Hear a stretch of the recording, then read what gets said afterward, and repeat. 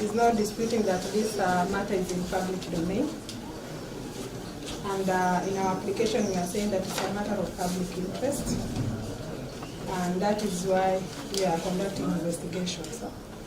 We require time, because the police have information that even this church is not registered, and those are some of the issues that they need to confirm, which we cannot prefer the charges at the moment, Your Honor, until we complete those investigations.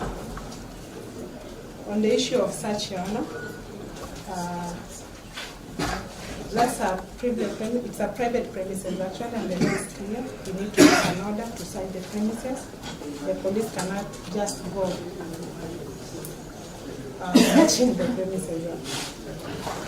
So we submit that we be granted a date, Your Honor, and enable us complete the investigation and see whether the preferring charges to the response of the